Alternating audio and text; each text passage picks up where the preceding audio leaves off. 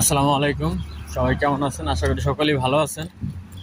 ভাই আজকে দু চারটা কথা বলবো, তো হাঁটতে হাঁটতে চিন্তা করলাম দু চারটা কথা বলি। আপনারা সবাই জানেন যে আমি নিজ দেশে আছি এবং এখানে কাজ করি। টোটালি আমি একজন প্রবাসী। যাই হোক, এখন বিষয়টা হচ্ছে কি ভাই, আমাদের বাংলাদেশে কেন মানুষ মানে ইয়াং জেনারেশন বা অনেকে আছে যে কেন থাকতে চায় না, বিশেষ করে ভাই আমাদের বাংলাদেশে জব ক্রাইসিস, এটা হচ্ছে প্রধান সমস্যা। তো এখন বিষয়টা হচ্ছে এই জব ক্রাইসিসের কারণে কিন্তু আমরা প্রবাসমুখী হওয়ার চিন্তা ভাবনা করি, কেউ আছে বিদেশে সেটেল হওয়ার চিন্তা ভাবনা করে, এরকম একটা ব্যাপার স্যাপার। তো এখন বিষয়টা হচ্ছে, আপনি ধরেন মধ্যবিত্ত টাইপের লোক, আপনি এই যে চিন্তা করতেছেন ইউরোপে যাইতে পারবেন না, বা বড় কোনো রাষ্ট্রে বেশি টাকা নাই, আপনার যাওয়ার মতো খরচ বহন করতে পারবেন না। সেই ক্ষেত্রে কোথায় গেলে আপনি মানে অল্প টাকার মধ্যে ভালো থাকতে পারবেন, মানে অল্প অল্প টাকার ভিতরে আসতে পারবেন, একটা কমফোর্টেবল ফিল পাবেন এবং একটা সেটেলমেন্ট আছে ভবিষ্যতে, সেই ক্ষেত্রে আপনারা ফিজি চয়েস করতে পারেন। ভাই দেখেন, আমি কিন্তু এশিয়ার দেশ বা মিডল ইস্ট করছি।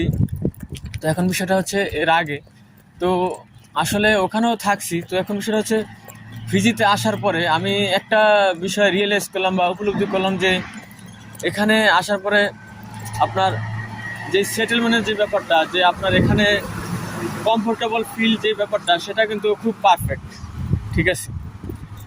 আর আরেকটা বিষয় হচ্ছে, এখানে আপনার একদম শান্তিপূর্ণ একটি পরিবেশ, কোনো হাউকাও নাই, কোনো পেঁচাপেচি নাই, রিল্যাক্স, ঠিক আছে। তারপরে বেতন কাঠামো, ঠিক আছে, ঠিকমতো বেতন প্রদান করা হয়, ঠিক আছে। তারপর আপনার এখানে কিন্তু সব কোম্পানি ভিসা, যেরকম মিডল ইস্টে কিন্তু আমরা একটা বিষয় ভুক্তভোগী হই, সেটা হচ্ছে কি, যে সাপ্লাই ভিসা, তারপর যেটাকে ফ্রি ভিসা বলে, আবার একটা ভিসা আছে ফ্রি ভিসা। ফ্রি ভিসা বলতে তো কোনো কথা নেই, এটা হচ্ছে মিডল ইস্টে এই বিষয়টা ইয়ে হয় যে মানে যাওয়ার পরে কাজ খুঁজে নিতে হইব, তোমার মামু খালু কে আছে তার একটা ফোন দাও, কাজ মিলিয়ে দেবো, না তো দালালে কাজ মিলিয়ে দেবো, এরকম একটা বিষয়। কাজ থাকে না, 2 মাস 4 মাস রুমে বসে খায়। মিডল ইস্টে এই সমস্যাটা হয়। কিন্তু ফিজি দেশটার একটা বিষয় সবচাইতে ভালো, এটা হচ্ছে এখানে সব কোম্পানি ভিসা। আপনি কোম্পানিতে আসবেন, ভালো একটি মাধ্যম ধরে যদি ফিজি আসতেই পারেন, তাহলে এখানে সব হচ্ছে কোম্পানি ভিসা ভাই। আজকে আসবেন, কালকে থেকে কাজ। এই বিষয়গুলো কিন্তু ফিজিতে খুবই ভালো, খুবই চমৎকার, ঠিক আছে। আর আরেকটা বিষয় হচ্ছে, ফিজিতে আসার ক্ষেত্রে বা বিদেশে যে কোনো দেশে, মানে আপনি প্রবাসে যাওয়ার ক্ষেত্রে অবশ্যই বিশ্বস্ত কোনো মাধ্যম বা যে মানুষটার আপনার বিশ্বাসযোগ্য মনে হয়, ঠিক আছে, তাদের মাধ্যমেই আপনি বাইরে আসার চেষ্টা করবেন, মানে প্রবাসে আসার চেষ্টা করবেন ভাই। কারণ বাংলাদেশে প্রতিনিয়ত মানুষ এদিক সেদিক বিভিন্ন জায়গায় বিভিন্ন মানুষের কাছে প্রতারিত হইতেছে। কারণ বাংলাদেশে কিন্তু সবচেয়ে বেশি হচ্ছে প্রতারণার ভিড়। আর এই বিষয়গুলাই আপনার লক্ষ্য রাখতে হবে, ঠিক আছে।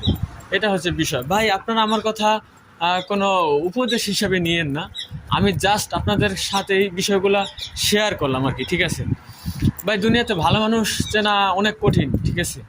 কে ভালো কে মন্দ, কার ভিত্তিতে কী আছে, এটা বোঝা যায় না, ঠিক আছে, এমন একটা অবস্থা। তো অবশ্যই সর্বোপরি সবসময় একটা মানুষকে বোঝার জন্য ওই মানে শুধু দিমাগটারে কাজে লাগাবেন এরকম না, মন থেকে বোঝার চেষ্টা করবেন যে মানুষটা কীরকম, ঠিক আছে। ওই যে অনেকে মিষ্টি মিষ্টি করে কথা বলে, ঠিক আছে, মিষ্টি কথার আড়ালে কিন্তু ভণ্ডামি থাকে ম্যাক্সিমাম, ঠিক আছে। আমি একটা কথা সবসময় বলি যে আপনারা স্টেট কথা যারা বলে, যাদের কথার ভিতরে ধার আছে, ঠিক আছে, কিন্তু আপনার রস তস কম, আসলে মূলত ওই লোকগুলাই সলিড। ওই যে একটা কথা আছে না, যে রাগী মানুষ আসলে তাদের মন ভালো থাকে, ঠিক আছে। এটা আমার একজন মুরব্বী বলতো কথাটা। যাই হোক, এখন বিষয়টা এই জায়গায় আর কি ভাই। তো আশা করি আমার কথাগুলো আপনারা বুঝতে পারছেন। তো সবাই ভালো থাকবেন, আজ এই পর্যন্তই, আল্লাহ হাফেজ।